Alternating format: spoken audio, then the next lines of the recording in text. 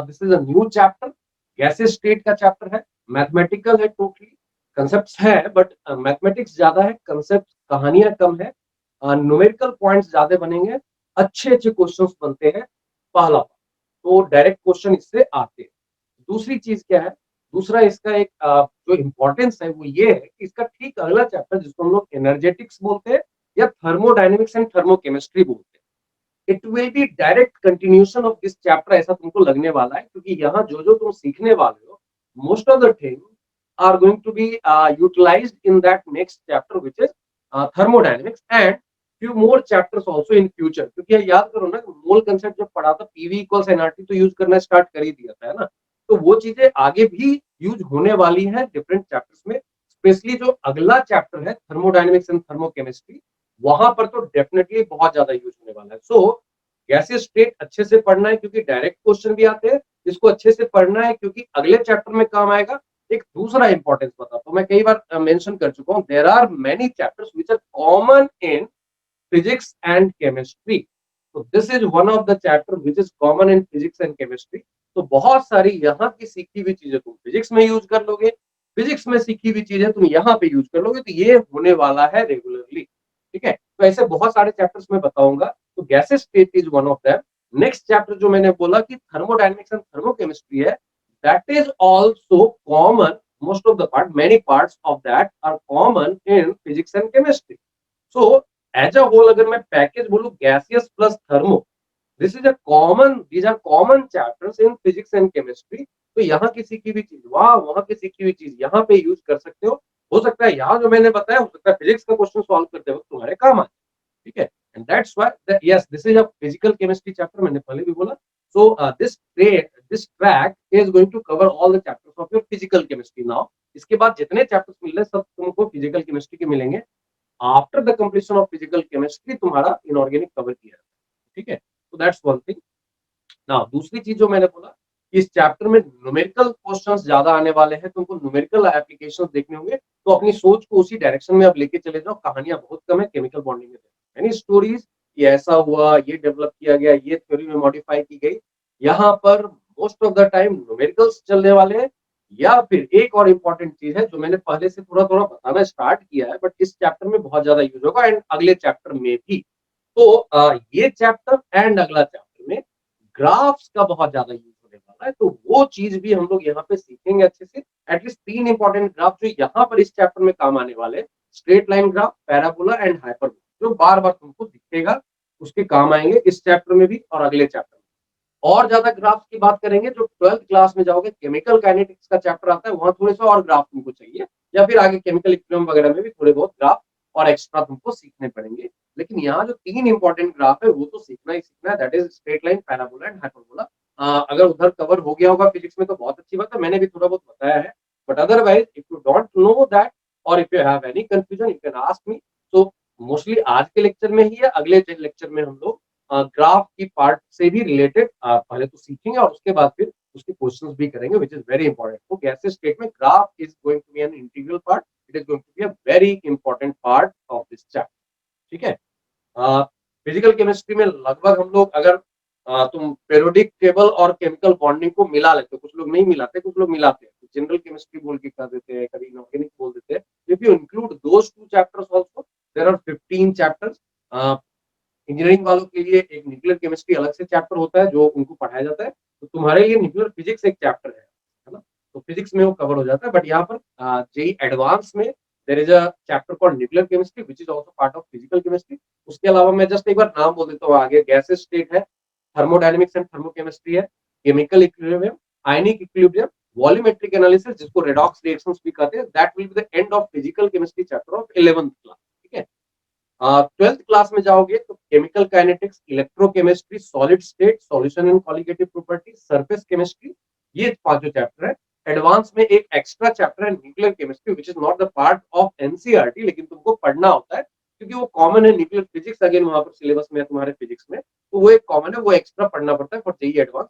But mains and NEET में nuclear chemistry is not the chapter but nuclear physics is definitely a chapter, ठीक है। तो इतनी सारी चीजें तुम्हारे फिजिकल केमिस्ट्री। इनऑर्गेनिक केमिस्ट्री में हम लोगों ने ऑलरेडी देखा हुआ है कि अगर पीरियोडिक केमिकल बॉन्डिंग से स्टार्ट करो तो फिर जब फिजिकल केमिस्ट्री में जाओगे तो इनऑर्गेनिक में जाओगे तो जनरल इनऑर्गेनिक केमिस्ट्री, उसके बाद फिर हम लोग हाइड्रोजन एस ब्लॉक की बात कर लेते हैं। पी ब्लॉक में 11th में कुछ चैप्टर है, ग्रुप 13 14 11th में आता है, 15 से लेकर 18 तक 12th में आ जाता है। That is one part. P and F block है, उसके अलावा कोऑर्डिनेशन कंपाउंड है, मेटलर्जी है, एडवांस में एक एक्स्ट्रा सॉल्ट एनालिसिस है, क्वालिटेटिव एनालिसिस है, दैट इज आल्सो चैप्टर। तो ये सारे इनऑर्गेनिक के चैप्टर, ठीक है। सो अराउंड अगर तुम सारे चैप्टर्स क्लब कर लो, मतलब जितने सेपरेटेड है, नॉट फ्रॉम एनसीईआरटी, क्योंकि एनसीईआरटी में जैसे chemical equilibrium, ionic equilibrium combine करके एक चैप्टर, तो we teach it as 2 chapters because ये आयनिक इक्विलिब्रियम का सेक्शन बहुत लंबा जाता है, तो उसको अलग से एक चैप्टर बना के हम लोग पढ़ाते हैं। तो उस तरह से जाओगे तो 35-37 चैप्टर, 35-37 चैप्टर अराउंड, एडवांस वाला मिला लो 37 जाएगा, या अदरवाइज 35 to 36 चैप्टर तुम मान सकते हो कि टोटल है केमिस्ट्री में, ठीक है। चलो अब आते हैं इस चैप्टर पे। तो इस चैप्टर में हम लोगों को क्या पढ़ना है? whenever we are talking about gaseous state, already मैंने तुमको मूल कंसेप्ट के टाइम पे इनर आइडियल गैस इक्वेशन मैंने तुम लोगों को बताया है ना, पीवी इक्वल्स एनआरटी, काफी यूज किया हुआ है। Voice is clear? Voice is clear ना? Yes, sir. Yes. Yes, sir. Yes, sir. थोड़ी तो उनका नेटवर्क का इशू हो सकता है, ठीक है। चलो तो जो गैसेस स्टेट में हम लोग स्टार्ट करेंगे, बहुत ही बेसिक से स्टार्ट करेंगे और फिर बहुत डिटेल में जाएंगे। तो जब हम लोग बेसिक से स्टार्ट करते हैं तो just tell me the difference between solid, liquid and gas. कोई बताएगा क्या कि क्या फर्क है एक ही सब्सटेंस का, solid phase, liquid phase, gas phase? What are main So the differences? molecules in solid are really close to each other and the density decreases Okay, when we when move you to are moving gaseous from state. solid to liquid to gas, you say that the intermolecular, if it is molecule, atom है तो interatomic distance बोलेंगे, जैसे argon है, neon है, ये atomic form में होते हैं। तो इन जनरल में इसको पार्टिकल बोलते हैं, ठीक है। मॉलिक्यूल रहा तो मॉलिक्यूलर लगा देंगे, एटॉमिक रहा, एटम रहा तो एटॉमिक लगा देंगे। तो इन जनरल पार्टिकल्स के बीच का डिस्टेंस बढ़ता जाता है when we are moving from solid state to liquid to gas, है ना। That's one thing. Any other thing? Gases are compressible. Gases are more compressible, है ना। तो हम लोग प्रैक्टिकली सॉलिड एंड लिक्विड को ऑलमोस्ट इनकम्प्रेसिबल बोल सकते हैं, हाईली इनकम्प्रेसिबल, बट थ्योरेटिकली हम लोग उनको इनकम्प्रेसिबल ही मान के चलते हैं, ठीक है। उनको तुम उनका वॉल्यूम चेंज नहीं कर सकते तुम बाय प्रेसिंग, ठीक है। Intermolecular forces. पॉसिबल होता है, बहुत ज्यादा प्रेशर बढ़ा दोगे तो then there will be slight change in the volume also. There was a question in JEE advance जो थर्मोडायनामिक्स में कवर करते हैं नॉर्मली, उसमें बताया गया था कि जब प्रेशर को 1 एटीएम से 100 एटीएम लेकर जाया गया तो जाके वॉल्यूम जो था वो 100 ml का 99 ml, ठीक है। तो that type of question was asked in JEE advance, जिसमें उन्होंने सिखाया कि हम लोग प्रैक्टिकली ठीक है मान लेते कि ठीक है कंप्रेस नहीं हो सकता है, बट आप देखोगे कि अगर if you are changing the volume pressure significantly, like 1 ATM की जगह 100 एटीएम लेके गए, तो there was slight change in volume even of the liquid, ठीक है। तो कंप्रेसिबिलिटी की बात कर ले तो gases are more compressible, liquid is less compressible, solid is even less compressible. And in general हम लोग जो प्रैक्टिकली यूज करके चलते हैं, गैसेज को कंप्रेसिबल मानते हैं, उसको कंप्रेस कर सकते हैं हम लोग। लिक्विड एंड सॉलिड को हम लोग इनकंप्रेसिबल नॉर्मली मानते हैं कि we can not change their volume by pressurizing them or increasing the pressure practical, but theoretically अगर हम लोग 1 की जगह 100 200 एटीएम पे लेके जाए, मतलब प्रेशर अगर मैंने 100 टाइम्स कर दिया, ऐसा कुछ कर दिया, then there can be slight change in the volume. Any other thing? Kinetic energy of gaseous molecule are greater than Very solid high, है ना। liquid. तो काइनेटिक एनर्जी के पॉइंट ऑफ व्यू से देखेंगे, they are more free to move and that's why their kinetic energy will be highest, है ना, among all these things. Any other thing? Solids have high density than हाँ, liquids. Density wise solid की सबसे ज्यादा होगी, liquid की उससे कम होगी और गैस की सबसे कम होगी। तो गैस स्टेट की बात करें तो लीस्ट डेंसिटी है। हाँ, लिक्विड में हमेशा याद रखना, वाटर का एक स्पेशल केस है जिसमें सॉलिड से लिक्विड जाने के बाद भी डेंसिटी बढ़ती है अप टू 4 डिग्री सी। तो 4 कहानी हम degree. लोग केमिकल बॉन्डिंग के एंड में करने वाले, ठीक है। कि ऐसा क्या हो रहा है वाटर के साथ कि उसके आइस की डेंसिटी कम है और लिक्विड वाटर की डेंसिटी ज्यादा है, अप टू 4 डिग्री सी वो बढ़ने वाला है और उसके बाद फिर कम होने लगेगा। If you are increasing the temperature by 5 degree 6 degree जाओगे तो फिर वहां पर डेंसिटी डिक्रीज होगी, but up to 4 degree C even if you are going from solid to liquid, मतलब 0 डिग्री सी पे आइस का को मेल्ट कर दिया, 0 डिग्री सी पे जो लिक्विड आया उसकी डेंसिटी आइस से ज्यादा है ना, that's why ice floats over the water, है ना. Okay, yes, it is called anomalous behavior of water. Yeah. Any other Because thing? state have a proper state, whereas Huh? liquid takes the shape of the container it has been poured into, and gas state doesn't have a shape. Okay, so the state itself doesn't have any definite shape. Whatever container you are using to place them, it will take the shape of that container. That is valid for liquid as well as gas, है ना. तो ये Gases have high diffusion rates. property that it is not having a definite shape, it will take the shape of the container, है ना. So gases have high diffusion rates. Yes, चलेगा, मतलब solid के लिए तो डिफ्यूजन करेंगे ही नहीं हम, है ना. तो diffusion is specific to a gases, no. The electrostatic force between the gaseous molecules. Huh? Electrostatic force. Electrostatic. So the electrostatic force between the gas molecules is less. Electrostatic नहीं बोलते नॉर्मली, ठीक है, वो नेचर इलेक्ट्रोस्टैटिक टाइप का हो सकता है, delta plus minus. Otherwise in general हम लोग inter particle force of attraction जो होता है, that will be highest in solid, that will be less in liquid and that will be least in the gas state, है ना. Intermolecular या inter particle force of attraction बोल लो, they are more free to move, तो उनके बीच में बहुत ज्यादा अट्रैक्शन का फोर्स है नहीं, है ना. Yes. That's So all. gases exert pressure equally in all directions. Okay, because we consider them. So what about solid? So but Solid will have more pressure on the bottom, है ना. and Because bottom. हम लोग उसके wait को important मान लेते हैं. हम लोग मानते हैं कि उसका मास जो है, जिसकी वजह से ग्रेविटी के कारण जो उस पे फोर्स लग रहा है, that is the main cause of the pressure at the bottom, and that's why gas के लिए हम लोग नॉर्मली मान के चलते हैं it is going to exert same pressure in all the directions if we ignore the pressure due to its mass, है ना. हम लोग इसके मोमेंटम की वजह से प्रेशर मानते हैं, लेकिन मास mg की वजह से, मतलब वेट की वजह से जो प्रेशर आता है उसको इग्नोर करते हैं. But if you are having a huge amount of gas inside a very small volume, then that mg वाला force will also start mattering, है ना.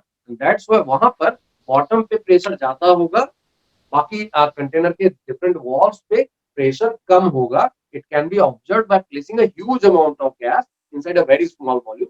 बट प्रैक्टिकली जितना कंटेनर हम लोग यूज करते हैं उसके अंदर जितना गैस यूज करते हैं, उसके हिसाब से वी कंसीडर कि it is exerting same pressure in all the direction. Yes, very. Okay, so The thank you. gases can be liquefied in high or low temperatures. तो ठीक है, तो वो एक हम लोगों ने प्रॉपर्टी जो बात की, it will be about real gas versus ideal gas, कि हम लोग आगे जाकर पहले most of the section will be covered with ideality of the gas. That means उसमें हम लोग बोलेंगे ideal gases can never be liquefied. ये हमेशा ध्यान में रखना, हम लोग आगे यूज भी करेंगे और देखेंगे रीजन भी उसका. तो real gases can be liquefied bye either decreasing the temperature और इंक्रीजिंग द प्रेशर और बोथ, है ना. ठीक है, चलो. तो सबसे पहला एक सेंटेंस में इस पूरे डिस्कशन को समराइज करते हैं कि ये गैसेस स्टेट की क्या क्या प्रॉपर्टी होती है ना. तो सबसे पहला पॉइंट लिखेंगे, among the three states of matter inter. अब देखो यहाँ पर मैं पार्टिकल यूज कर रहा हूँ because particle can be atom और मॉलिक्यूल होते हैं ना. तो अगर जैसे O2 गैस है तो वहां पर मॉलिक्यूल्स है, लेकिन आर्गन गैस है तो वहां पर एटम्स है, इसलिए मैं इन जनरल इंटर पार्टिकल. ठीक है, so that we are going to write. So highest inter particle distance least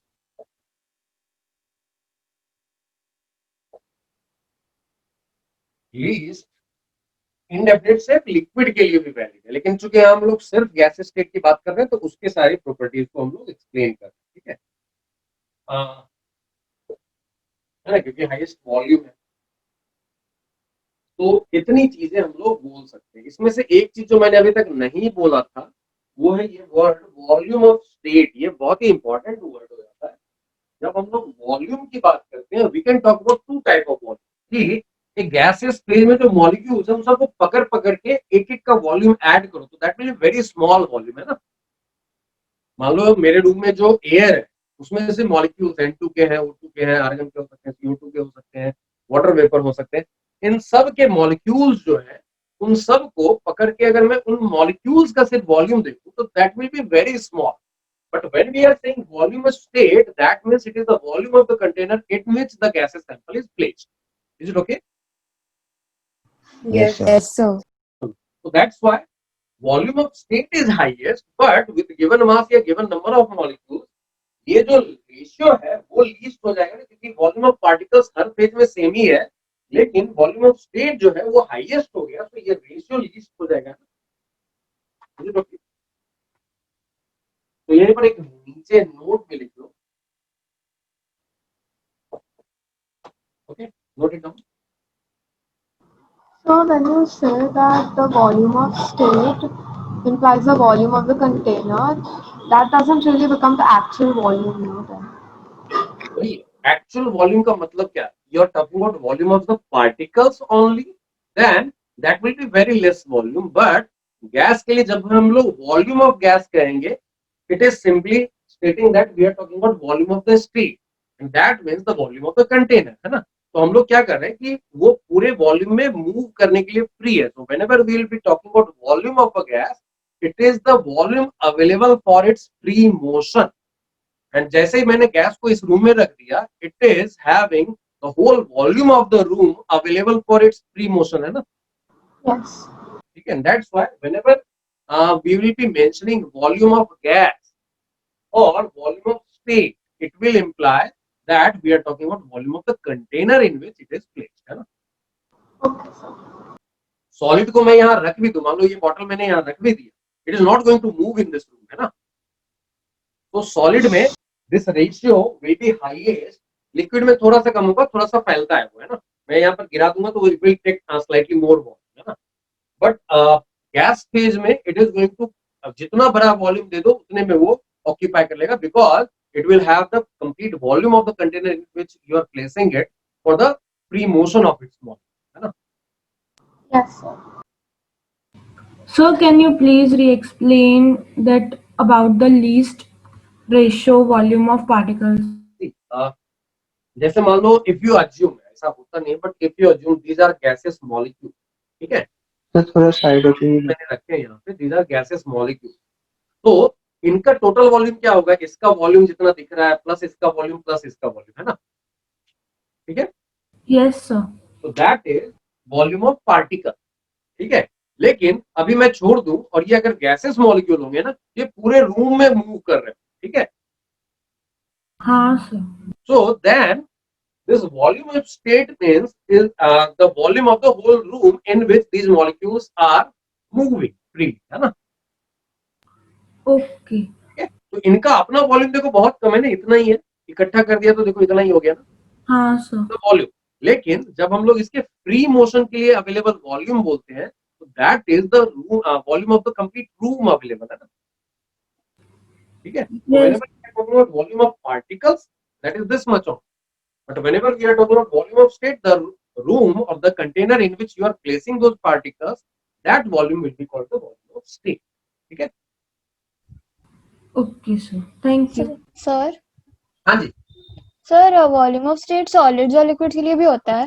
हाँ वो तो होगा ना, लेकिन उसमें जरा से होल्स होते हैं ना। सॉलिड स्टेट हम लोग 12th क्लास में पढ़ेंगे, देयर विल बी गैप्स, ऐसा नहीं कि इसमें कोई गैप नहीं है, देयर आर गैप्स। इसके पार्टिकल्स जो होंगे उसके बीच में भी गैप होंगे, but that will be very close to one, क्योंकि गैप बहुत कम होता है। ठीक है, तो हम लोग आगे जाकर सॉलिड स्टेट में पढ़ेंगे, देयर आर सम सॉलिड्स जिनका पैकिंग फ्रैक्शन का मतलब उसमें कितना वॉल्यूम ऑक्यूपाइड है ऑफ द होल वॉल्यूम, पूरा सरफेस से लेके जितना वॉल्यूम है उसमें कुछ ना कुछ गैप्स रहते हैं, तो वो गैप्स को हटा दो तो ऑलमोस्ट 74%, 68% ऐसे वॉल्यूम ऑक्यूपाइड होते हैं। तो बचा वो वॉल्यूम तो अभी भी खाली है ना, तो वहां भी volume of state is slightly different than the volume of particle. ठीक है, तो but that ratio will be very close to one से जरा सा थोड़ा सा कम आएगा, लेकिन गैस के लिए तो ये ऑलमोस्ट जीरो को टेंड करेगा ना।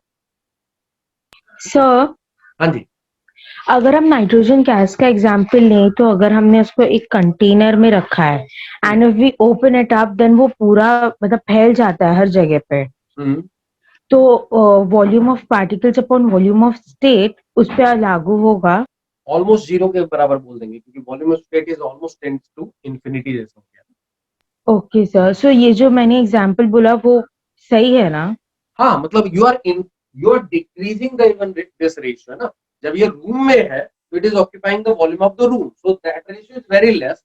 But if you are opening this room, तो तुमने नीचे वाला डिनोमिनेटर तो और बढ़ा दिया ना। Yes sir. जैसे ये बढ़ेगा, ये जीरो के और भी ज्यादा क्लोज हो जाएगा। It is still very near to zero, but तुमने अगर कंटेनर ओपन कर दिया and it is free to move in all the volume, then it is almost zero के जैसा ही हो जाएगा ना। Yes sir. ठीक है। हाँ। अब मेरी चॉइस है, देखो मैं एक छोटे से डब्बे में उतने मॉलिक्यूल्स को रख, तो now you are having slightly more ratio, है ना। अब मैंने उसको एक बड़े वाले कंटेनर में रख दिया, तो अब थोड़ा सा उसको और कम कर दिया। मैंने रूम में रख दिया, तो थोड़ा और कम कर दिया इस रेशियो को। मैंने रूम को भी खोल दिया, then it is almost tending to zero हो जाएगा ना। So volume of the particles for a given number of particles will remain constant, whereas वो तो the container है ना, मान लो स्फेरिकल मॉलिक्यूल्स, मान लो ऐसा माना जाता है, जिन के जाता है सॉलिड स्टेट, तो स्पेयर्स के वॉल्यूम तो फिक्स होंगे ना। and volume of state can change depending upon हाँ, किस में है depending वो. on the volume in which you are placing, है ना। So sir, हम ये ratio only with respect to one gas लेते हैं ना, बिकॉज लाइक अगर जैसे So almost it will be tending to zero for all the gases, but they will have different type of ratio, ना। Like जैसे पहले वो नाइट्रोजन वाले एग्जांपल में she told that if you open up the container और वो पूरे room में फैल जाएगा, बट पूरे रूम में बाकी पार्टिकल्स गैसियस पार्टिकल्स भी होंगे। हाँ, तो उनका अपना रेशियो रहेगा, उनके लिए उनके वॉल्यूम ऑफ पार्टिकल्स अलग होंगे, लेकिन रूम का वॉल्यूम तो पूरा ही लेंगे ना।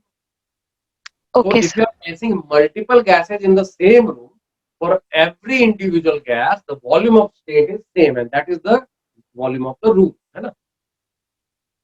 so it is for like individual gas particles. yes particles का वॉल्यूम अलग अलग है, लेकिन गैस के लिए वॉल्यूम ऑफ स्टेट तो सेम रह गया ना, that is the whole room, है ना। ऐसा थोड़ी हो गया N2 एक कॉर्नर में रहेगा, O2 दूसरे कॉर्नर में रहेगा, ये नहीं होने वाला, है ना। Okay, so इनमें जो गैसेज है, O2 is also free to move inside the complete room, N2 is also free to move inside the complete room, है ना। So volume of state is same for both of them, but volume of particles will be definitely different, है ना। yes sir. So I did not understand the concept of volume of state for solids and liquids. Like if we keep a solid in a room, then we will take the volume of only those particles of solid, right? Not the entire room. Occupied और volume available for its motion of solid कितना है, इतना ही है ना, जितने देर में ये दिख रहा है ना। Yes, sir. है ना। So that's why, लेकिन इसमें भी गैप्स हैं, ऐसा नहीं कि इसमें गैप नहीं है ना। Okay. मॉलिक्यूल्स इसके अंदर जो होंगे उनके बीच में भी there are gaps, that's why still this ratio will always be less than. Solid state के लिए ले लो, लिक्विड के लिए ले लो या गैस के लिए, ये रेशियो हमेशा 0 और 1 के बीच में रहेगा। बट सॉलिड में ये नंबर बहुत ही क्लोज 1 के रहेगा, गैस में ये नंबर बहुत ही क्लोज 0 के, है ना।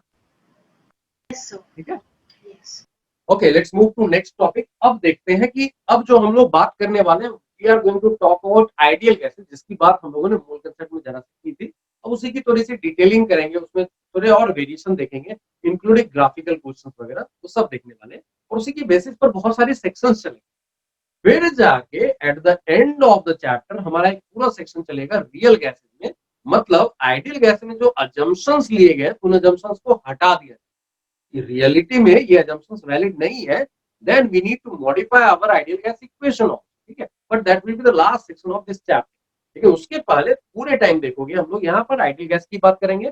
फिजिक्स में भी मैंने बताया कि this chapter is common in physics, वहां पर you will not be taught the real gas, ठीक है। तो वहां पर ये chapter will be focused on the ideality of the gases only few sections will be there from this chapter in the physics। तो chemistry में ये ज्यादा बड़ा चैप्टर है, फिजिक्स में छोटा है, बट क्वेश्चन की डिफिकल्टी लेवल वहां पे थोड़ी सी बढ़ा है, ठीक है। वो तुमको काफी बाद में पढ़ाया जाता है, उसमें तुम काइनेमेटिक्स वगैरह पढ़ चुके होते हो, न्यूटन्स लॉ ऑफ मोशन वगैरह पढ़ चुके होते हो, तो वहां ज्यादा डिफिकल्ट क्वेश्चन बनाए जाते हैं विद स्मॉलर सेक्शंस और लेस नंबर ऑफ सेक्शंस।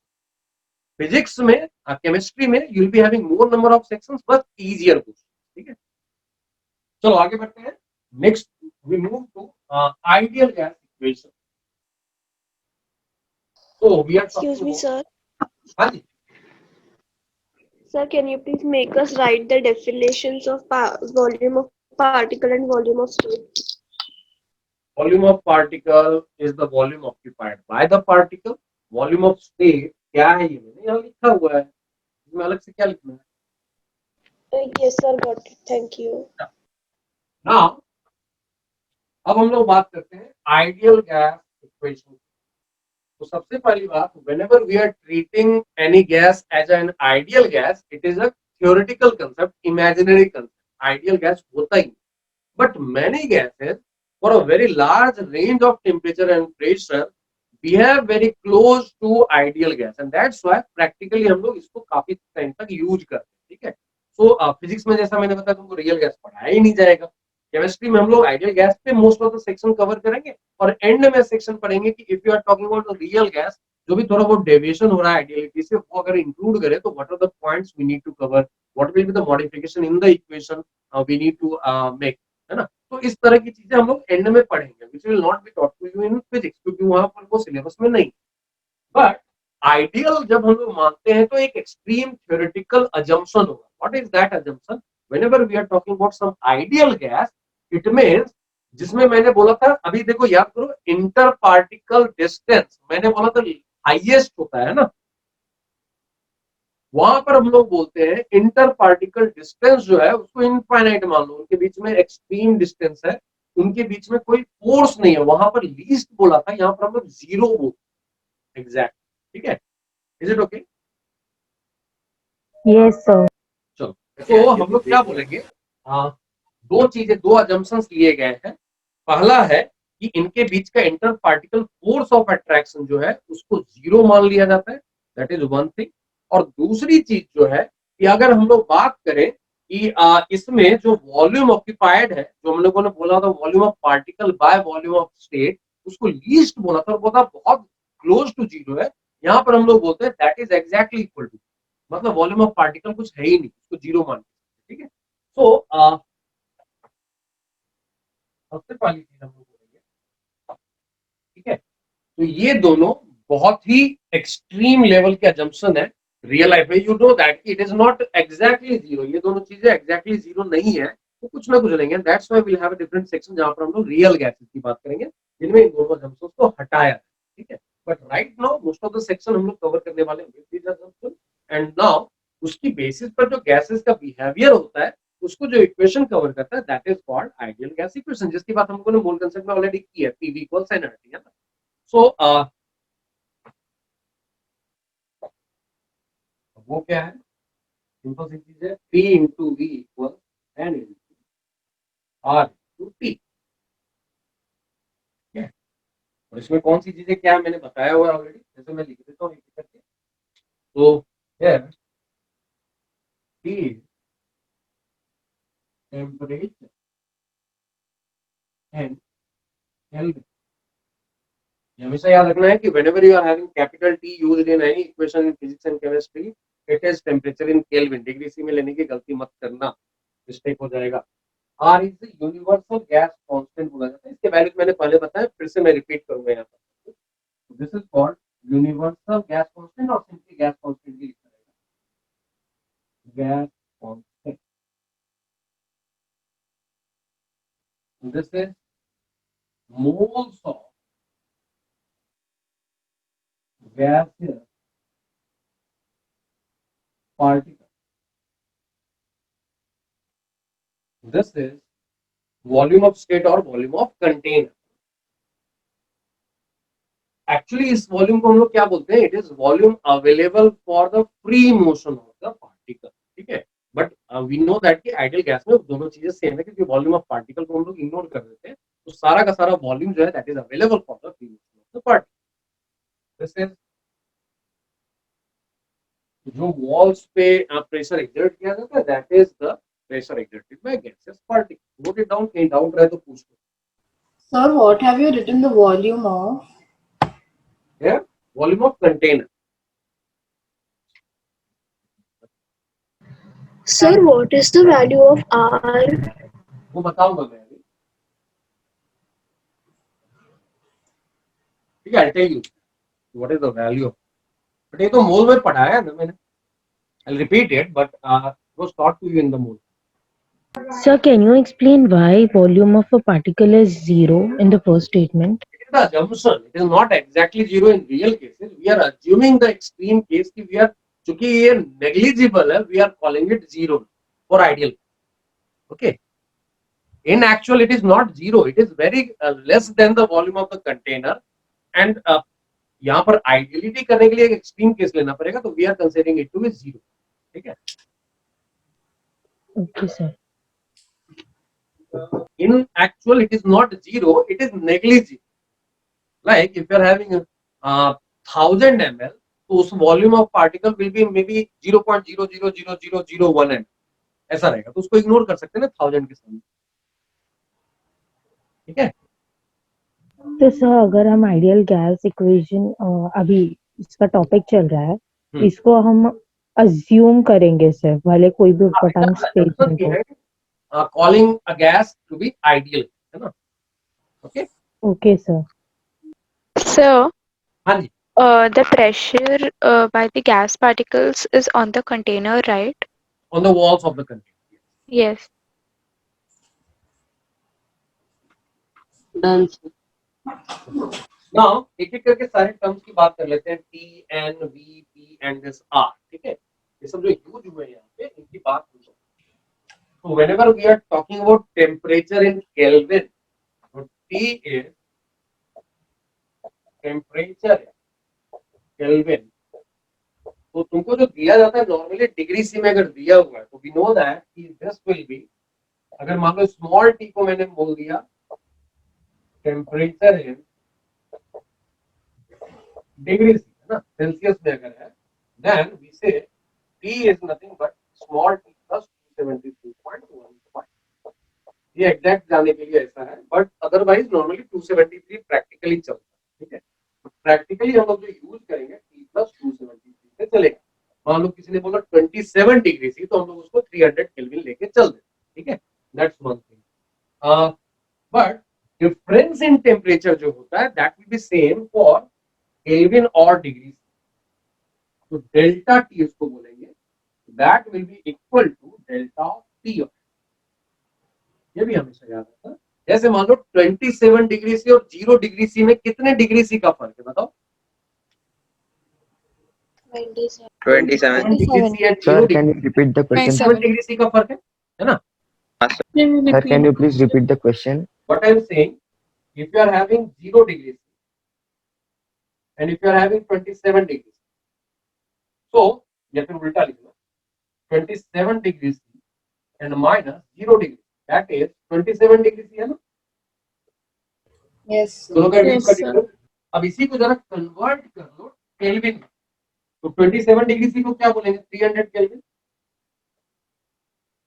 और इसको क्या बोलेंगे? 273 केल्विन. कितने का फर्क है? 27. 7 केल्विन है ना? That's the point I was making from here.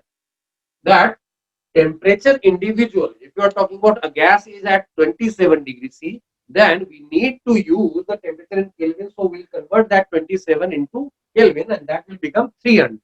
So PV equals nRT में जो T है that will be 300. But somewhere यहाँ पर कम मिलेगा तुमको, थर्मोडायनेमिक्स में ज्यादा मिलेगा कि डिफरेंस ऑफ टेम्परेचर की बात होगी कई बार, और तुमको बोलेगा gas was having initial temperature 0 degree C, when it goes to 27 degree C, वहां अगर तुमको डिफरेंस इन टेम्परेचर की बात की जाए, तो now you don't need to convert them into Kelvin then take the difference. Direct difference will give you the same value, है ना? कि 27 0 के बीच का difference is same as the 300 and 273 के बीच का डिफरेंस, है ना? तो इसको अगर लिखना है तो इसको ऐसे लिख सकते हैं, डिफरेंस इन टेम्परेचर केल्विन को के से लिखा कैपिटल. सर मुझे समझा नहीं कि T प्लस 273 को हम लोग 300 अप्रोक्स क्यों लेंगे? T कितना बोला मैंने? 27 है ना? हाँ. 27 प्लस 273 कितना होता है? 300. उतना ले लिया. सर द कैपिटल T आपने अप्रोक्सीमेटली लेने के लिए बोला ना. हाँ तो बोला ना कि एग्जैक्ट जवाब इतना होता है, अप्रोक्सीमेटली इतना हो. तो अगर मैं यहाँ 27 रखूँ तो ये टोटल कितना हो जाएगा? 300 है ना? तो if someone is saying 27 degree C, इसका मतलब केल्विन में कितना हो गया, वो 300 हो गया ना, 300 हो गया। बस ये तो बोला। Okay sir. ठीक है, चलो वॉल्यूम की बात कर ले या मोल्स की बात कर ले। मोल्स की बात तो पूरे चैप्टर में की है, मोल कंसेप्ट में। मोल्स की बात कर लेते हैं, जिसको मैंने यहाँ एन से लिखा था। वी नो दैट कि मोल्स का डेफिनेशन क्या क्या हो सकता है, that will B total mass upon molar mass, है ना, या फिर टोटल नंबर ऑफ पार्टिकल्स। वो एटम होंगे तो एटम्स, मॉलिक्यूल्स होंगे तो molecules, divided by Avogadro number है, where n was 6.022 into 20। ठीक है, that is another point. Moles कभी भी पूछेगा तो इस तरीके से हम लोग निकाल सकते हैं मोल्स। वॉल्यूम की बात कर लेते हैं। वॉल्यूम को हम लोगों ने यहाँ कैपिटल बी से लिखा है ना। ये जो वॉल्यूम है उसमें कुछ यूनिट्स प्रैक्टिकली यूज होते हैं। तो यूनिट्स कौन कौन से इंपॉर्टेंट होते हैं वो सब मैं बता देता हूँ। एसआई यूनिट की बात करें तो मीटर क्यूब होगा। मान लो 1 मीटर क्यूब दिया हुआ, इट मींस 1000 डेसीमीटर। ठीक है, and that decimetre cube is also called litre. That is nothing but 1000 litre. Okay, decimeter cube and liter are same. Now, if you are talking about 1 dm cube or 1 liter, इसमें centimetre cube जाएंगे तो 1000 हो जाएगा। इसे centimetre cube को दो तरीके से लिखा जाता है। This is also called 1000 cc। cc is cubic centimeter, ठीक है, and that is also called 1000 ml, milliliter। All these three terms are same, and 1 dm cube or 1 liter will be having 1000 centimeter cube or cc or ml. So what is the full form of dm cube? What is the full form of dm cube? Decimetre cube है ना, metre के बाद क्या आता है छोटा, उससे decimetre cube आता है ना। Thank you, sir. सर हाँ जी सर एनी का वैल्यू 6.022 लेना होता है कि 6.023 लेना है? एक्चुअल जाओगे, अगर पूरा देखोगे बड़ा लंबा सा नंबर है, if you round it of it will B 6.022। ठीक है, लेकिन बहुत सारी बुक में 023 लिख देते हैं क्योंकि ये थोड़ा सा इससे बड़ा नंबर है, बट राउंड ऑफ के रूल के हिसाब से चलोगे तो यू शुड राइट 6.02। ठीक है, ओके सर। चलो अभी बात कर लेते हैं प्रेशर। प्रेशर में भी प्रैक्टिकली डिफरेंट टाइप के या फिर क्वेश्चंस में डिफरेंट टाइप के यूनिट्स मिलेंगे तुमको। P से इंडिकेट किया। देयर इज अ यूनिट जो प्रैक्टिकली काफी यूज होता है, that is called atmosphere. 1 atm is called 1 atmospheric pressure. atm stands for atmospheric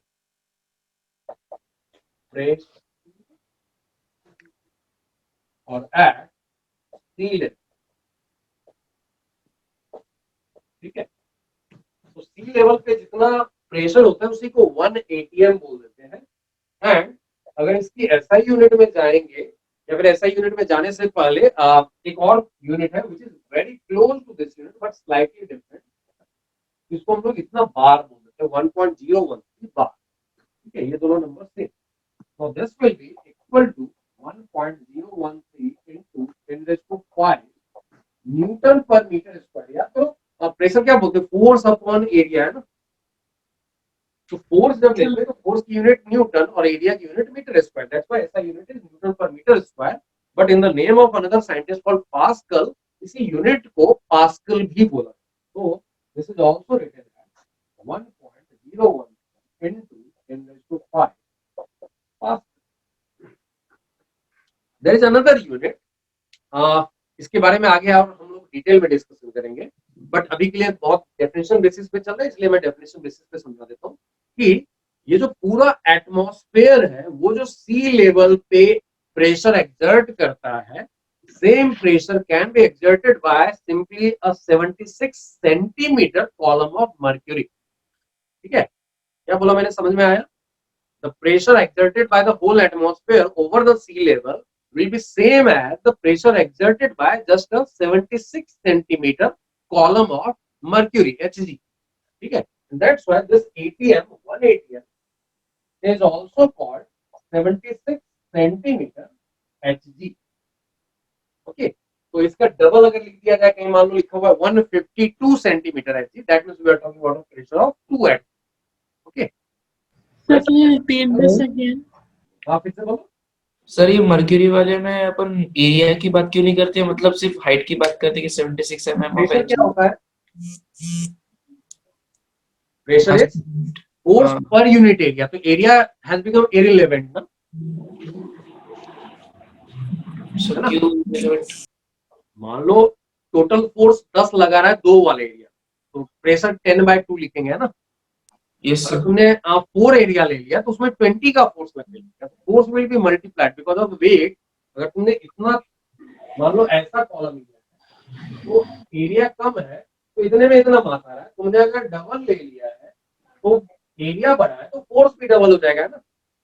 okay sir, ठीक है, that's why area becomes irrelevant. Pressure में फोर्स अपॉन एरिया आता है ना, तो अगर तुमने एरिया डबल किया है तो चूंकि मास ज्यादा हो गया तो फोर्स भी डबल हो जाएगा ना। Is it okay? Yes.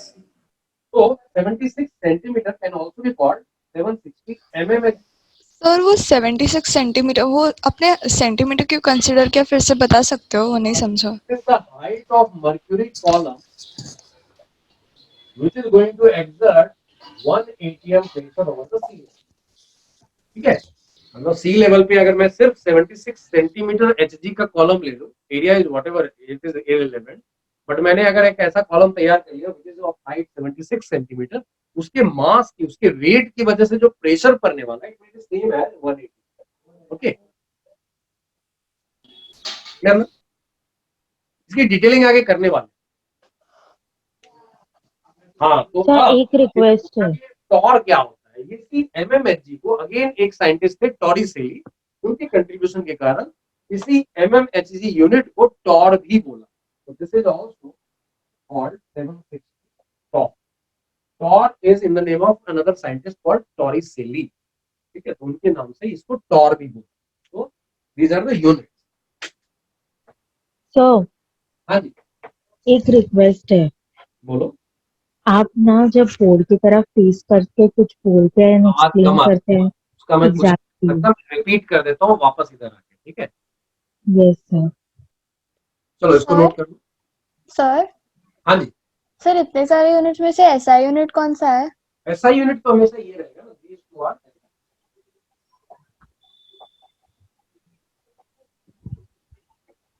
ठीक है, आइडियल गैस Okay, इक्वेशन में हम कौन सा यूज करते हैं मोस्ट ऑफ द मैं टाइम्स? बताऊंगा ना, अभी वो मैं आगे बताऊंगा।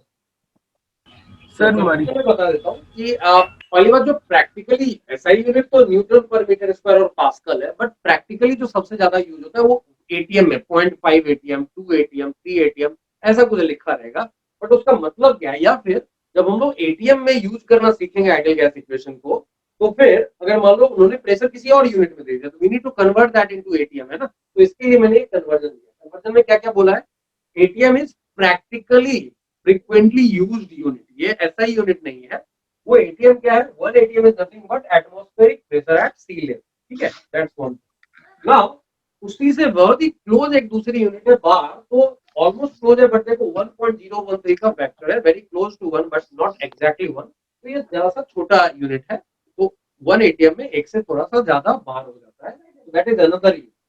Now 1 atm is equal to this much of Newton per meter square or Pascal, which is the SI unit। ठीक है, तो 1 बार पूछा जाए तो that is simply 10⁵ Newton per meter। तो अगर किसी ने पूछ दिया 1 बार कितना होता है, simply that is 10⁵ Newton per meter square or 10⁵ Pascal। ठीक है, that is a separate unit। तो अगर मान लो SI यूनिट में यूज करना है, बार दिया हुआ तो ये कन्वर्जन यूज कर लोगे। बट प्रैक्टिकली जैसा मैंने बताया, हो सकता है नॉर्मली हम लोग जो यूज करते हैं 2 तरह की यूनिट, या तो SI या तो ATM in that ideal gas equation. ठीक है, तो उसके अलावा किसी भी यूनिट में दिया जाएगा सेंटीमीटर Hg या टॉर या MMHg या बार में, उसको हम लोग या तो इसमें या इसमें कन्वर्ट कर लें। ये 76 सेंटीमीटर Hg कहाँ से आया, वो मैंने बोला कि एटमॉस्फेयर का जो pressure exerted at the sea level होता है, that is same as the pressure exerted by just a 76 centimeter height का column of Hg, that is mercury। That's why this 1 ATM is also called 76 centimeter Hg. That means इतना is 1 ATM, इसका double is 2 ATM, इसका half is half ATM. ठीक है, 76 centimetre को 760 millimetre भी लिख सकते हैं, इसलिए 760 मिलीमीटर Hg भी बोला गया. Now in the name of a scientist Torricelli, this mmHg was also called torr. ठीक है, so whenever it is written 760 torr, it means they are talking about 1 ATM pressure. 380 torr, that means 0.5 ATM. 1520 torr, that is 2 ATM. ठीक है, तो ऐसा चलेगा. Sir, can you repeat that bar part once again? Part of Bar, one bar. बताया ना कि these are almost same but not exactly same. Use करने के लिए हम लोग कुछ भी यूज कर सकते हैं ना, बार एंड एटीएम कुछ भी यूज कर सकते हैं. तो जैसे देखो ना, याद करो ना, डिस्टेंस के हिसाब से हम लोग जो यूज करते हैं किलोमीटर मीटर ये यूज करते हैं ना. Yes, sir. बट कुछ लोग क्या यूज करते हैं, माइल्स यूज करते हैं. How many miles you have travelled, है ना, माइल्स भी यूज होता है ना प्रैक्टिकली. हाँ sir. That is not exactly kilometre, है ना. 5 माइल्स का 8 किलोमीटर अप्रोक्सीमेटली, है ना. तो ऐसा ही कुछ है कि एटीएम और बार ये दोनों यूज में आते हैं, बट उनके बीच में there is a relation. They are not exactly same, there is a relation that 1 ATM is this much बार.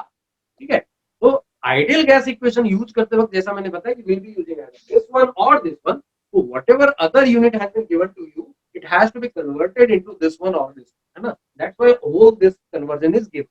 तो मान लो दिया हुआ है 0.5 बार प्रेशर, हम लोग उसको ऐसा यूनिट में कर सकते हैं 0.5 into 10⁵ पास्कल, है ना, ऐसा लिख सकते हैं. Yes, sir. चलो नोट कर लिया सब लोगों ने. Yes, sir. Yes, sir. ना अब बात करते हैं वो कैपिटल आर जिसको यूनिवर्सल गैस कांस्टेंट बोला. That is a constant, but a constant will also have different values in different units, है ना. ठीक है. Yes.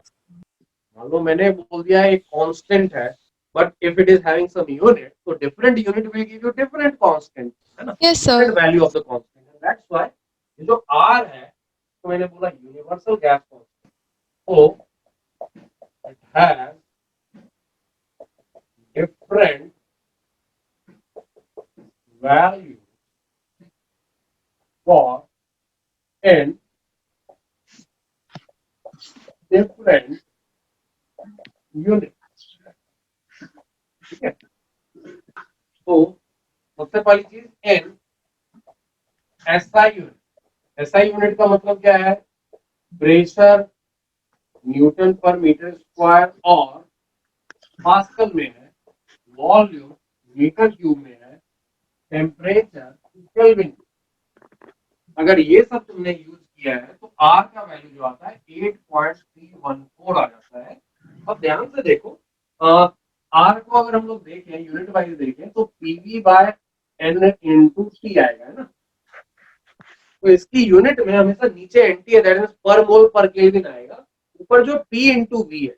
अब अगर P into V देखते हो SI यूनिट में तो उसकी यूनिट हो जाती है joule. P into V is a unit of energy. That's why P into V gives you joule. ठीक है, क्लियर है पॉइंट. जैसे P into V करोगे तो न्यूटन मीटर हो जाएगा ना, newton into metre gives you the unit of energy. Is it okay? Yes, sir. Yes, sir. यहाँ पे ऐसा यूनिट में हम लोग लिखते हैं जूल पर मोल पर केल्विन. ठीक है, अब ये जूल के हिसाब से जूल के जगह एनर्जी के एक और यूनिट होते हैं ना, कैलोरी यूनिट, यू नो, है ना, यू नो दैट ना. Yes, sir. Yes, So sir. that's why other unit क्या रहेगा, किसी जूल को अगर कन्वर्ट कर दो तो यू नो दैट कि 1 कैलोरी इज अप्रोक्सीमेटली. सर वो आर का वैल्यू 8.314 लिखा है. हाँ 8.314. यस, तो 4.816 जैसा होता है ना जूल अप्रोक्सीमेटली, है ना. 82 भी लिख देते हैं कहीं कहीं. तो यहाँ पे आर का जो वैल्यू होगा वो अप्रोक्सीमेटली 1.98 कैलोरी पर मोल पर केल्विन. इसको यहाँ नहीं यूज करेंगे, इसको हम लोग यूज करेंगे अगले चैप्टर में थर्मोडायनेमिक्स में. अभी के लिए इसका इंपॉर्टेंस ज्यादा नहीं. ठीक है सर, ये 8.314 में जब कैलकुलेशन करते तब पूरा कंसिडर करना चाहिए कि कितना कंसिडर करना चाहिए? पूरा करना चाहिए. कहीं कहीं लिखा हुआ रहेगा कि approximately it is nothing but 25/3, but 25/3 कितना हो जाएगा, 8.333 जैसा हो जाएगा ना. Okay, sir. Depends. If nothing is given, you have to take the whole thing, all the three things. Or otherwise, if they want you to use the shortcut, they'll be writing कि R का value 8.3 ले लो, 8.31 ले लो, ऐसा वो बोल के देंगे कुछ. ठीक है? Okay, sir. Nothing is given, you have to take the whole thing. ठीक है? So 1 calorie equals to how many joules you wrote? हाँ, 1 calorie is approximately 4.82 बोलते हैं 2 यूनिट में अगर बात करें तो सर इतना ही है तो ऑलमोस्ट 4.82 ऐसे तो तो नहीं है 4.2 जूल्स रहे सर। तो हम मोल कंसेप्ट में वो आर का वैल्यू 0.0821 लेते थे, वो क्या वो अभी था? मैं बताऊंगा ना, वो किसी और यूनिट में है. Okay sir. ओके, तो बट दिस इज नॉट ऐसा यूनिट है ना, कैलोरी इज नॉट ऐसा ही, but it is unit of energy है ना. दूसरा, when pressure is in ATM, volume in liter, ये सब practically used unit है, and temperature हमेशा केल्विन में ही होता है. In Kelvin, then R का जो वैल्यू होता है that is 0.0821. अब देखो प्रेशर एटीएम और वॉल्यूम केल्विन, वॉल्यूम लीटर, तो pressure into volume ATM litre हो गया है ना. That's why it is ATM litre पर मोल पर केल्विन. अप्रोक्सीमेटली इसको हम लोग अगेन 1/12 जैसा कहीं कहीं यूज किया हुआ है. ठीक है, this number will be approximately 1/12. Sir वो क्या लिखा है 0.0821 है? हाँ जी. सर वो एटीएम के बाद क्या लिखा है सर? क्या क्या? एटीएम के बाद एटीएम लीटर पर मोल पर केल्विन. So एक और बोलोगे सर क्या लिखा? 8.314 can be अप्रोक्सीमेटली 1/12 लिखा है. नहीं सर, वो एटीएम के बाद सर. एटीएम लीटर कैपिटल है, then per mole per kelvin. Thank you sir. So and that 8.314 can be approximately taken as 25/3, but 25/3 is 8.333 ऐसा जाएगा ना. वैसे यहाँ पर भी देखोगे इट विल बी 1/12 कर ले तो दैट इज 0.08333 ऐसा जाएगा. ठीक है, तो अप्रोक्सीमेटली सेम है, एग्जैक्टली सेम नहीं है. तो you need to behave smartly कि क्या यूज करना है ना. yes sir, okay. So question paper में they will give the ratio form, then we have to use the ratio form. What type of ratio? This for this value like 0.821 उसका ratio Take R as 1/12, then you have to take that. Whatever is given in the question, you have to take that. If nothing is given, you have to go by the exact value. These are the two values, है ना. Okay. तो like तो question देखते हैं. Sir, commonly what is the commonly used unit for R? What is the Commonly used unit? नहीं, मैंने बताया ना, practically used unit is ATM for pressure and volume के लिए लीटर रहेगा. ठीक है, तो then you have to use this one. ठीक है, तो it will depend on the question की क्वेश्चन में कौन सी यूनिट दी हुई है ना. अदरवाइज एसआई यूनिट के हिसाब से चले तो this is the unit use है ना, this is the number use है ना. You have to see the question कि वहां पर क्या यूज करता है. Practically most of the time you will be getting this. Okay sir. But ऐसा नहीं कि कोई ये यूनिट नहीं दे सकता, दे कैन गिव यू ना. कुछ क्वेश्चन में ये मिलेगा, कुछ क्वेश्चन में ये मिलेगा. इट विल डिपेंड कि कौन सी यूनिट दी हुई है. प्रैक्टिकली सबसे ज्यादा जो यूज है वो ये है, तो वहां पर ये. ठीक है. Okay sir. चलो. Sir, isn't 1 calorie 4.184 joules? What? Isn't 1 calorie 4.184 joules? 814 ना. So 1.8, no, we take 4.2 joules approximately. Sorry, मैंने उल्टा लिख दिया. हाँ, 184. Sorry, my fault. It is 18. तो एक क्वेश्चन करते हैं.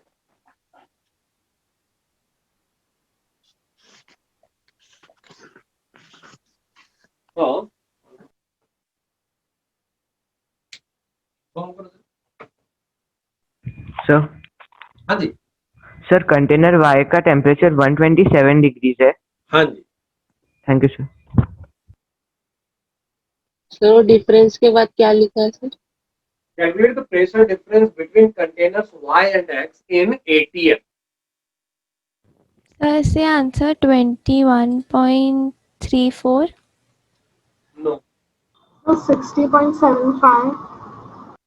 नो। Sir first container 4.9। मैंने जो पूछा उसका आंसर देना।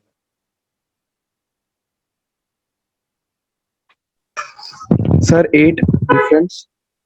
सर 8.21। यस। तो देखते हैं एक करके। Sir, 8.21. हाँ Yes, sir, 8.2. 8.21 236 नहीं। ओके देखते हैं, थोड़ा बहुत तुम लोगों ने assumptions किए होंगे। ओके सो अभी देखो क्या करना है, दो तरीके हैं। एक है कि दोनों का प्रेशर इंडिविजुअली कैलकुलेट किया फिर डिफरेंस लिया, that is one way. But हमेशा क्या करना है, मैंने कई बार बोला है कि if you are having slightly difficult calculation, carry the calculation, हो सकता है एंड में चीजें सिंपल हो जाए। ठीक है, जैसे मैं जब कैलकुलेट करूंगा pressure in x, that will B n in x So what is the final answer? Can you tell so we can cross verify? 8.21. Yes, sir. Thank you. So nr and t in x by v of x, है ना? So that will be, यहाँ ध्यान से देखो, moles निकालना है, मास दिया हुआ है, तो total mass upon molar mass will give you the moles, है ना? It will be 8.5 divided by, इसका देखो मोलर मास 17 ग्राम हो जाएगा ना, 8.5 by 17 into, अभी मैं r को r ही लेके चलता हूँ, ठीक है, बाद में जब जरूरत पड़ेगी तो कैलकुलेट कर, into and t जो दिया हुआ है 27 डिग्री, यहाँ 27 लिख दूं क्या? No. Do we write 27 or what? 310. 300. 300, sir. 300 divided by volume is given 2.5, तो जैसे ही 2.5 है तो ये एटीएम में, और r का वैल्यू क्या है? 0.0821 है ना? Yes. By 12. तो 1/12 ले सकते हैं, but that will give you the exact, not exact answer, that will give you the approximate answer, है ना? ये भी ध्यान में रखना है कि ऑप्शंस में बहुत क्लोज तो ऑप्शन नहीं दिए हुए। मान लो 8.21 और 8.33 दे दिया, I need to choose 8.21, that is the right answer, है ना? Yes, sir. You need to see the reasonability of the answer also, कि चारों ऑप्शन में बहुत क्लोज तो नहीं आ रहा, then you need to take the exact value, ठीक है? That's one thing। लेकिन r के अलावा अगर देख लो तो बाकी नंबर जो दिख रहे हैं तुमको 120/2, तो दिस इज 60 आ रहा है ना? Okay, where r is 0.0821, तो जाके this much ATM will be the pressure in x, is it okay? What is the volume? 2.5. 2.5 litre दिया हुआ था ना वॉल्यूम। Okay, sir. एटीएम में और वॉल्यूम लीटर में, तो आर का वैल्यू इतना, ये तो है। मेरे को प्रेशर एटीएम में जाना है तो वॉल्यूम को मैंने लीटर में लिया, और आर का वैल्यू इतना लूंगा जब जरूरत पड़ेगी, तो अभी मैंने कैलकुलेट नहीं किया ना। Okay, sir. वैसा ही यहाँ पे moles of Y into R into temperature of Y divided by volume of Y, और फिर से मैं क्या करूंगा, मोल्स निकालने के लिए यहाँ देखो फिर से मास दिया हुआ है, तो total mass upon molar mass will give you moles into R into temperature is 127 degrees, which is 400 divided by इसका वॉल्यूम दिया हुआ है 5, that gives you 160 R। ATM में where R has to be taken as this much, है ना? अब difference अगर लेना है तो PY माइनस PX करना होगा। देखो वो 160 माइनस 160R माइनस 60R हो गया ना, that gives you 100R, and that calculation is very simple, no? This is 100 into 0.0821 ATM, and that is nothing but 8.21 ATM, है ना? That is 8.21 ATM। अभी मैं ये कैलकुलेशन अलग करता, ये कैलकुलेशन अलग करता, तो स्लाइटली डिफिकल्ट कैलकुलेशन हो जाते ना देन दिस कैलकुलेशन, है ना? इसलिए मैंने बार बार बोला, whenever you are having slightly complicated calculation, carry the result. बाद में जाके हो सकता है चीजें इजी नहीं होंगी, तो फिर ऑलरेडी कैलकुलेशन करना था, एंड में कर लेंगे, है ना? नोट कर जाओ, तब तक एक क्वेश्चन और लिख देता हूँ। Sir, I didn't understand. Why did you take R की value as 0.0821? प्रेशर किस यूनिट में चाहिए? प्रेशर कौन सी यूनिट में चाहिए? ATM में चाहिए। एटीएम में, है ना? ATM. प्रेशर जब एटीएम में और वॉल्यूम जब लीटर में लेते हैं तो आर क्या लेते हैं? 0.082. Okay, 0.021. चलो दूसरा क्वेश्चन एक और देखते हैं, ट्राई करो जरा। नहीं answer? 1 second. What is saying 2? I don't think that is the right answer. 1. 1? No. मास मतलब ग्राम में बताना है ना। 12 grams. So let 4 gram. Sir, is it 8 gram? 8. 8. No, I don't. Sir, 28 grams. 12 grams. Sir, 3 grams. Sir, point Sir, 4. 12 gram. 0.4 gram. 0.4 4 gram. 2 gram. 2 is wrong. 4 भी right नहीं है, 0.4 is the right answer. मान लो x ग्राम चाहिए, 0. लिखना है, दोनों का pressure equal करना है ना, तो pressure of 0.4 gram. So 0.4 gram. 0.4 gram is the right answer.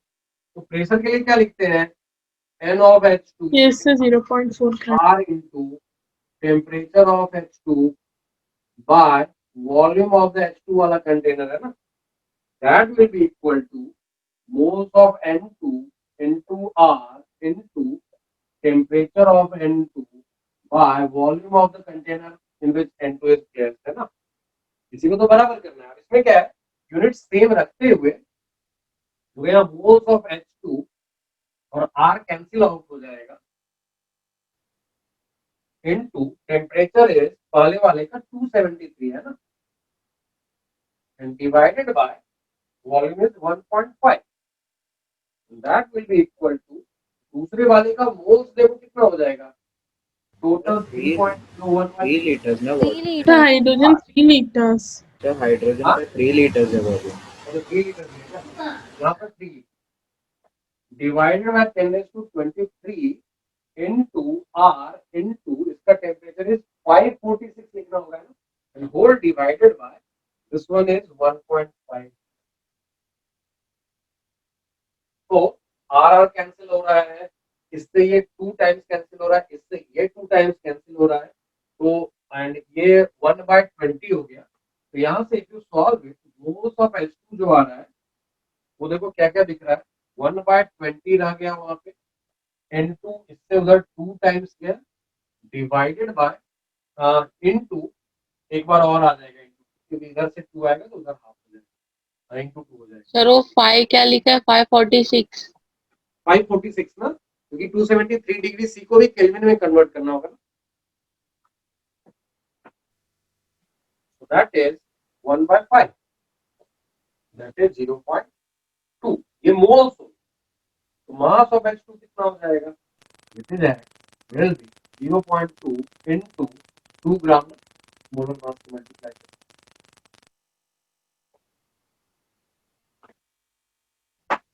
Is it okay? Yes, sir. Sir 0.2 into क्या लिखा है sir? 2 gram, molar mass of H2 is 2 ग्राम ना, तो moles into molar mass will give you total mass है ना। Such sums are very time consuming because there are too many values. Can you give us a trick or something to like?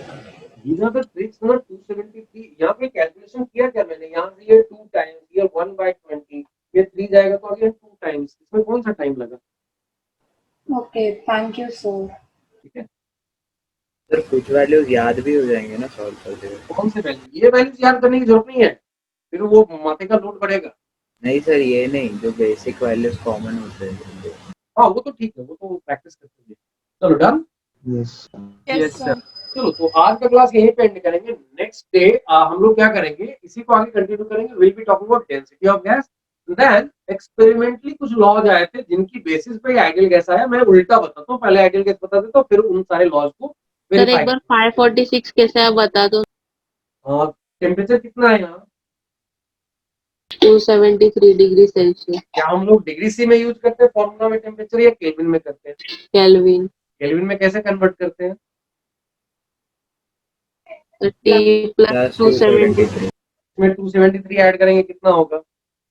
546। बस simple, ठीक है। हाँ sir. तो whatever कि हम लोग इसके आगे डेंसिटी ऑफ गैस की बात करेंगे, कुछ एक्सपेरिमेंटल गैस लॉ जो आए थे, Charles law, Boyle's law, Gay Lussac's law, Avogadro law, इन सब की बात करेंगे नेक्स्ट क्लास में। And then we will be learning about a very important concept जो ग्राफ से रिलेटेड, मैंने बोला इन सब चीजों से रिलेटेड बहुत सारे ग्राफ सीखेंगे हम लोग, स्पेशली पैराबोला, हाइपरबोला एंड तुम्हारा तीसरा ग्राफ जो है लीनियर स्ट्रेट लाइन, ठीक है। इन सारी चीजों को हम लोग आगे देखेंगे। दूसरी चीज, newton per metre square is pascal, not metre. चलो ठीक है, तो फिर आज हाँ जी, मुझे वो डाउट था मर्क्यूरी का था ना, तो उसमें आपने कहा एरिया इम्पोर्टेंट नहीं है, लेकिन उसका रेडियस भी इम्पोर्टेंट नहीं होगा क्या? एरिया इम्पोर्टेंट नहीं है तो रेडियस भी इम्पोर्टेंट कैसे नहीं सर? फिर वो ज्यादा प्रेशर ये नहीं करेगा, ज्यादा फोर्स लगाएगा ना, ज्यादा वॉल्यूम अगर लोगे तो तुम जिस प्रोपोर्शन में एरिया बढ़ा रहे हो उसी प्रोपोर्शन में वॉल्यूम भी बढ़ रहा है ना। ओके हाँ, और वॉल्यूम डबल हो रहा है, मास भी डबल हो रहा है, एनर्जी भी डबल हो जाएगा ना। हाँ सर। हाँ, तो जितना एरिया तुमने डबल किया तो फोर्स भी डबल हो गया, तो रेशियो तो कांस्टेंट रह जाएगा। Sir, I can't see the board. Can you get a side? Want to see the board? Thank you sir. Sir module में से कुछ क्वेश्चन करना है क्या? अभी मैं देखूंगा फिर मैं बताऊंगा, ठीक है। मॉड्यूल का सॉफ्ट कॉपी या तो भेज दो मेरे को, ग्रुप पे ही भेज देना। I just see. Can we leave now? Okay चलो ठीक है, फिर एंड करते हैं आज का क्लास यहीं पे। नेक्स्ट डे हम लोगों ने जैसे बताया density of gas, experimental gas laws and then graphs की बात करेंगे, ठीक है। चलो ओके बाय।